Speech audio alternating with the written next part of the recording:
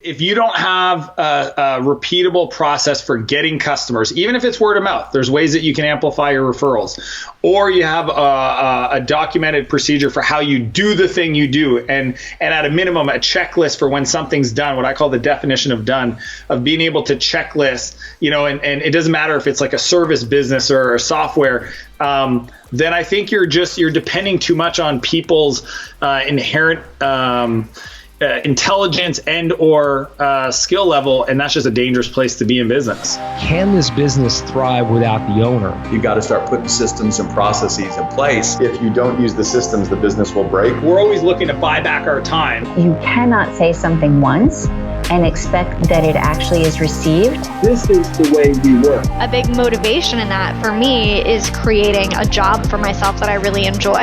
This is how you discover your vision. And this is Process Makes Perfect. What's up, everyone? I'm Chris Ronzio, founder of Trainual, and this is Process Makes Perfect. We're talking with experts in process creation, automation, delegation, just people that know how to make business easier. And today we have Dan Martell. If you get a chance, you've got to go to Dan's website, scroll through his about section, his bio. It reads like a story. You don't want to stop scrolling, but just a few highlights. He started businesses at 17, at 19, at 24. He raised venture capital for his next two companies, Flowtown and Clarity, which I've been a customer of. Then he successfully exited 3 of those businesses. He's been an advisor for massive success stories like Intercom, Udemy, and Hootsuite. He's personally invested in over 40 companies, and he runs the biggest YouTube channel in the world for SaaS entrepreneurs. Dan, welcome, my man. What's up? Chris, I am so freaking excited to be here, man. I appreciate that intro. You got my energy going. Anything I can do to serve, I'm more than happy to do that. Amazing. All right. So funny story for everyone watching. In the time between me booking Dan for this show and him being on the show, I actually personally invested in his group, SaaS Academy. So he's been coaching me, and I'm excited for him to share all these lessons with you guys that I've been learning behind the scenes. So I'm excited for you to be here. All right, Chris, it's an honor, man. And I find it's just shows to everybody listening, you're a man of action. You're a guy that gets shit done. I apologize if I can't swear, but I just want to honor you for doing that. And it's super exciting to be here. Absolutely. You can't teach without learning, right? So you have a framework called the Business Playbook. And actually, that's how I found out about you. As I was going through something on LinkedIn, people were talking about standard operating procedures. I always try to jump into those conversations. And someone said, talk to Dan Martell. He's the man. He's the master. So I ended up on your site, and I see that you've got this framework, Business Playbook. So where'd that come from? How'd you come up with that? Yeah, so I mean, what's funny is my background's in software and architecture, and what happened was as I built my early companies, 17 years old, 19, finally when I was 24, I kind of figured it out. I read a business book, and the first kind of book that really inspired me is the E-Myth, which is probably everybody's kind of first foray into systems. And I just decided that's how I wanted to build my business. I wanted to build a franchise prototype. I even hired an E-Myth coach, man of action, just like you. So like before I even had the business going, I hired this guy named Bob out of Toronto. Paid him $1,500 a month back in the day. This would have been 15 years ago. And he taught me what the E-Myth taught. And I took that and I kind of brought it into my own world. So we used wikis back then. So this is like back in the day of Atlassian and Confluence. And so we were using wikis. Google Sites was around. But I essentially fell in love with the idea of taking the same things I learned around writing software, which is a system and a functions approach to, outcomes, and doing the same thing for building business systems. And I've always thought that the right word for it for me was playbook, because it's not like SOPs never really resonated. And then I've just gotten good over the years to kind of remove all the things that I don't feel serve that makes it so that they're impactful and they're useful and easy to put together. I like the term playbook too, because it feels team oriented. It feels like you're playing a game, like everyone can get involved and everyone can run some of the plays. So it's definitely more accessible. So I know a lot of companies, they feel like they need something like this and they want to start writing something down, but it feels like maybe it's just a waste of time or they don't have time for it. So when do you think is the right time for someone to start making a playbook?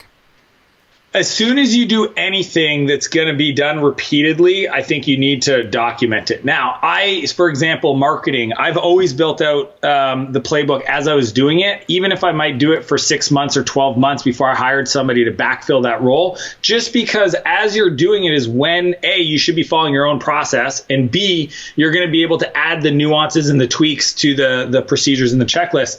But what I recommend to keep it simple is a few things. One, we create a program doc for each core function of your business, meaning that, you have a way to get customers, you have a way to serve customers, you have a way to manage the business. Those are kind of the high level, programs you could create. So I have a marketing program, a sales program, a delivery program, a customer success program. And those are just, for us, Google Docs that have two parts to it. I think that there's the workflow, which is just the checklist of things and different phases of that activity. And then second is the schedule. What's the cadence for things that need to be checked on a daily, a weekly, a monthly, a quarterly basis? And you put that all in the same document, and it's just super simple to maintain. But to do that, we have a rule. So our rule is that you can't be working on a process that exists without having it open. So we actually use the version history to check often if people in those functions are actually using their documents, because they should be updating it at least once a week. Nothing, it could be as simple as tweaking a label or fixing a typo or adding an extra step to a checklist. But that's the lightest implementation, I think, when it comes to, especially for entrepreneurs that want to build some systems and procedures in their business. Just create one for each core function of the business and put it in one document. So do you think it's pretty universal that every business has those core departments or those core functions, and that's really where they should start? 100%. I mean, if you don't have a repeatable process for getting customers, even if it's word of mouth, there's ways that you can amplify your referrals, or you have a documented procedure for how you do the thing you do, and at a minimum, a checklist for when something's done, what I call the definition of done, of being able to checklist, and it doesn't matter if it's like a service business or a software, then I think you're depending too much on people's inherent intelligence and or skill level, and that's just a dangerous place to be in business. Yeah, definitely. Okay, so as you get the process started and you're starting to frame out the departments, who really has to own this? Who has to champion the effort?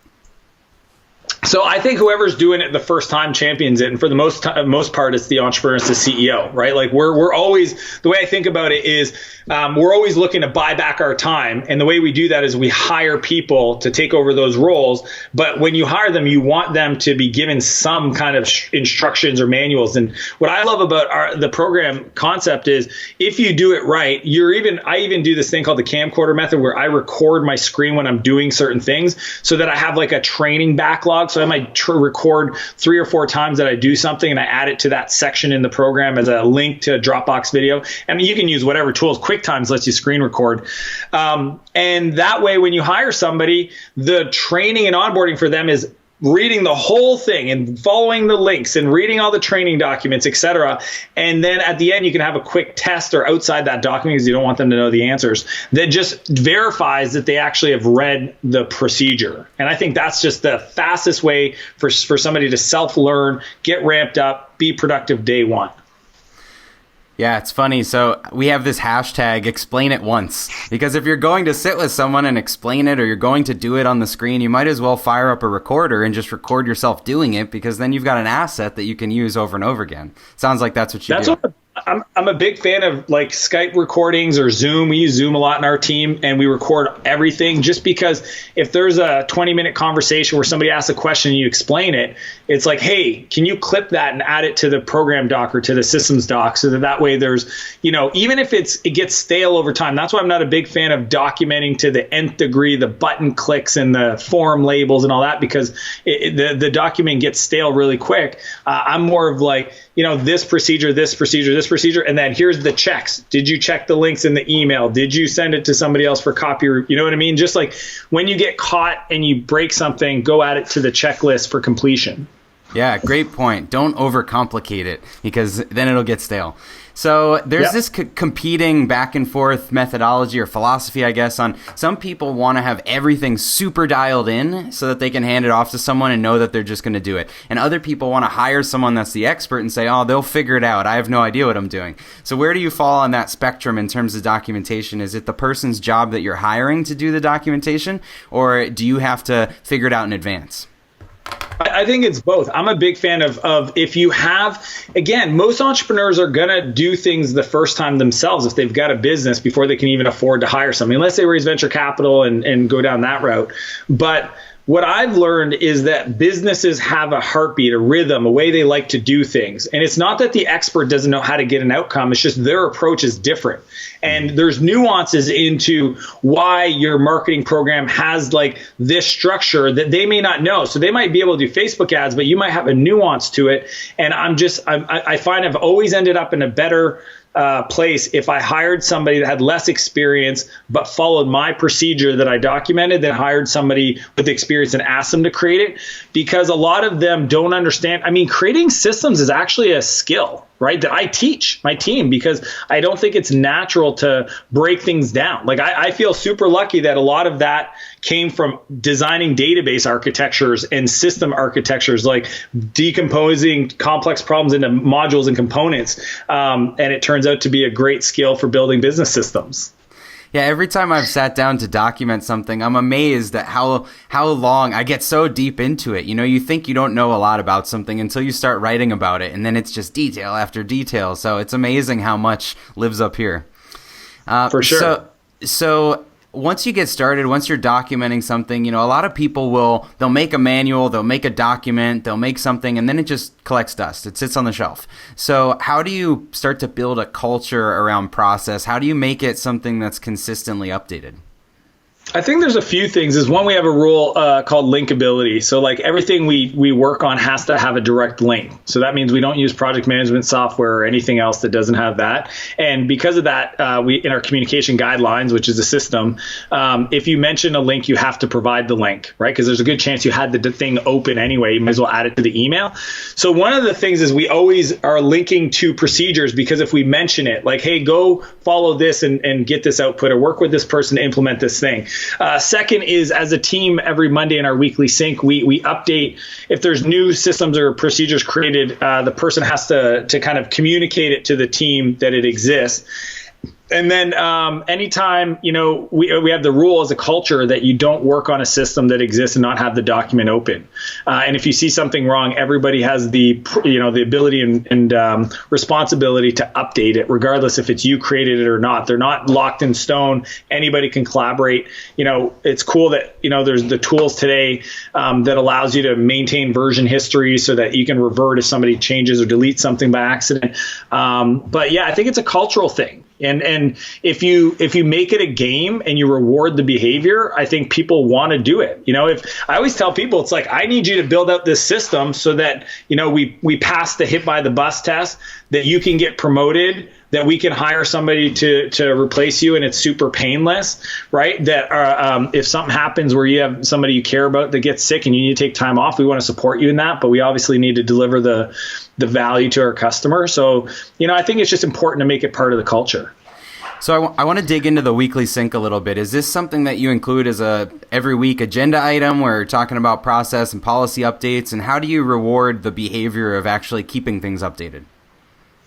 Yeah, so the weekly sync has a lot of different aspects to it. I mean, we start with wins, we talk about customer headlines, but we in there there's an announcements section where people can announce things. You know, we got new, like maybe not customer headlines will cover that, but like, you know, new changes, infrastructure tweaks, process improvements.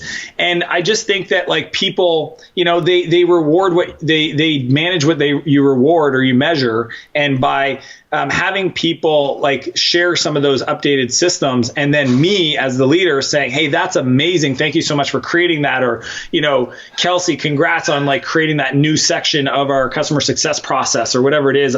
Or like event registration flows, automating that. Like, I just think it's important as a leader that you recognize it, identify it, and let everybody know. You know, I think it's always best to shine the spotlight on the right behavior than criticize the wrong behavior, right? And so that's what I'm always doing. I'm always trying to say, like, these are good things to build out the growth engine, the infrastructure. Let's recognize it and reward them for that. Totally.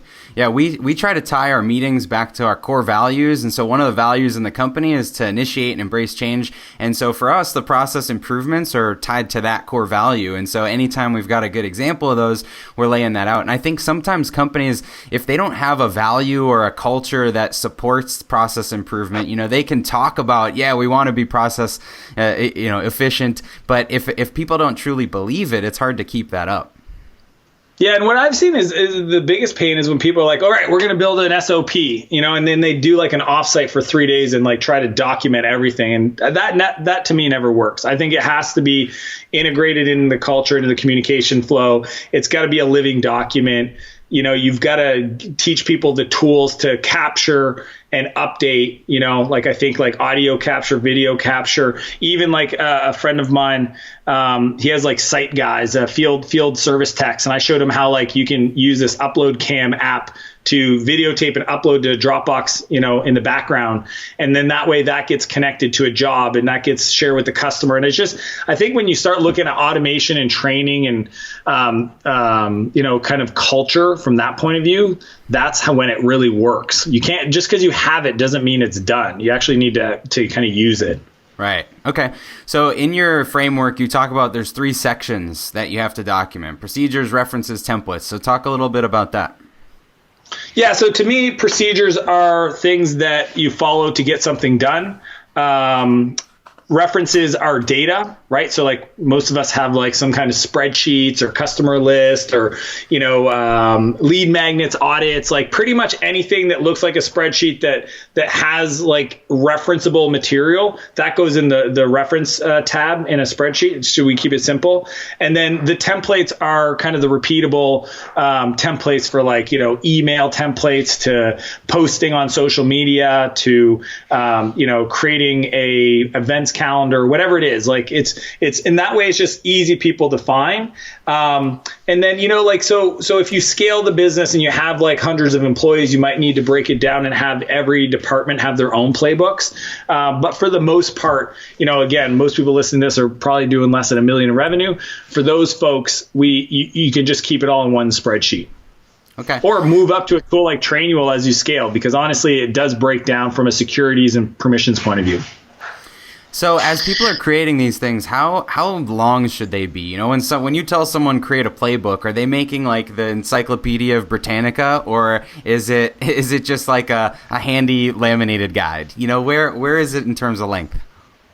I actually don't set a limit on length, just because the tools are so easy to find, but I'm a big fan of clear table of contents. So if you think at a high level, I think there's kind of an overview of what the goal is for that thing. And then there's like the pre-work, the doing, the post-work. That's maybe on the checklist side, the steps. And then underneath, like I mentioned, there's the schedule itself of what should be done on a weekly basis. And that might reference, back up to something else. So I think as long as you nail the table of contents and it's clear, then it can be as long as it needs to be, especially if you start adding, some other, examples and trainings and templates in that document, and you can, then it could get long. But honestly, I care more of, is it clear than the length of it? Like, is it clear? Are you clearly communicating what's involved and how people should use it? Right. Okay. So as you're creating your playbook, writing out these things, do you ever revisit the old stuff or throw away things that aren't used anymore? How often should people flush through these things? I mean, to me, you do it in real time. So pretty much every, I might have a core 5 systems that I'm working in for this quarter based on some of the big rocks that are on my projects. And those documents, for the most part, are being updated in real time, because every time I do something, and it could be like send an email or add something to my calendar and set up as a reoccurring task, I'll then want to make sure that the system reflects that activity. So to me, again, they're living documents. If I notice there's a section in there that's like out of date where it mentions is, like we used to use Skype, now we use Zoom, and I see it, I'll just like update it and tweak it, or I'll like select it and tag somebody in the team and be like, hey, this is outdated. You might want to update it if it's not my document. Cool. Okay. Or if I don't know how to answer it. Yeah. Okay, so the last step number 5 in your framework, in the Business Playbook framework, was to use it for onboarding and training. So obviously this is close to my heart, but how do you see the playbook, the documentation, segueing into the training and the onboarding? How does it get used day to day? Yeah, I think one question I ask my team when they're building out their programs is like, if you had nothing other than a list of things you would want to cross-train somebody else on to do your role, that would be the beginning. Right? Like that'd be a great place to do it. So I think so in regards to onboarding, we want to make sure that for whatever role you're hiring for, there's at least a first level list of like, I want you to manage this, manage this, manage this, manage this, manage this. And even if there's nothing in those sections yet, at least you have a checklist of like, oh, we already talked about that. You feel comfortable? Boom. So it's just like even giving people guidance in case, because many times we'll hire somebody and maybe a week later we find out we hired the wrong person and we got to go through that process again. So you might as well at least create the outcome. In regards to training, what I do is I like to record everything. So it could be from, publishing something to a meeting with somebody to an interaction with a customer, obviously with permission. And then those all get added to so every document or every major section would have a training subcategory. And I would just link those specific recordings to the training. They're not professional. They're not polished. They're literally screen recordings and or just audio recordings. I mean, I call it ghetto but useful. Like it works, it gets people context, and at the end of the day, we're still going to have a conversation about it to make sure they truly understand it. But it allows me to avoid having to, like you said, explain it twice. Right? I want to explain it once, capture it, let somebody else consume it, and then they can ask me questions around the area that might not be clear.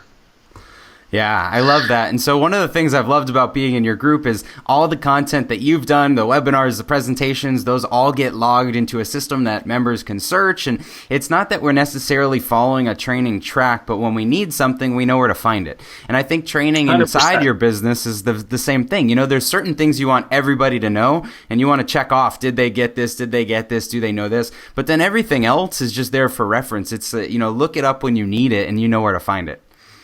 100%. I think that to me is the biggest opportunity is especially when somebody else finds it for you. They're like, hey, I actually found this, I did it, and it's done. And you're just like, oh my gosh, it's amazing. All right. Nobody had to tell you to do it. You just thought about going to find it yourself. Yeah, absolutely. And it's kind of, when I talk to people about this, I say it's like trying to bookmark every website on the internet or just Googling something, like you don't need to have everything organized and structured. You just need to know where to find it.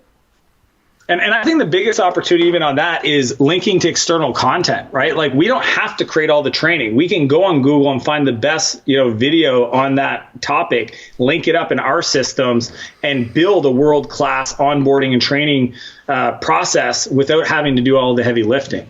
Right, exactly. You can't create everything, but you can curate a lot of things. Yeah. Awesome. Cool. So to wrap this up, I know people will want to dive more into your stuff and what resource would you send them to, or where could people find you to learn more about what you do?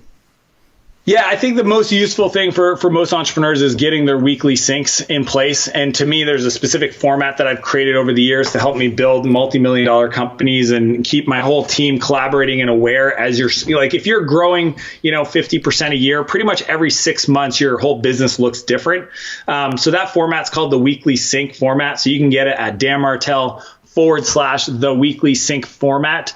And it's really just a worksheet that walks you through the key areas that you should be doing on your weekly meetings with your team and how to kind of keep the conversation going so nobody feels like they're out of sync with where the business is going and how they should be contributing to that growth. Awesome. I love that. So check that out, danmartell.com/theweeklysync. Also, as Dan mentioned, the weekly sync, that meeting is crucial for ingraining that process culture into your business. So definitely start there. Learn more about Dan on his website. Dan, thank you so much for being here. This was great. Chris, it's been an absolute pleasure. Thanks so much, man. All right. Take care. Hey, thanks for listening to Process Makes Perfect. If you're watching on YouTube, we do have an audio version available everywhere you listen to your podcast, so be sure to check that out. If you liked what you heard, please leave a review and be sure to subscribe to the channel here. And we'd love if you would tell a few friends or family or anyone you think that could benefit from this. You can find me on social media anywhere at Chris Ronzio, or the company Trainual, that's Train UAL, like a training manual, at Trainual, anywhere you want to follow us. Thanks for watching. We'll see you next time.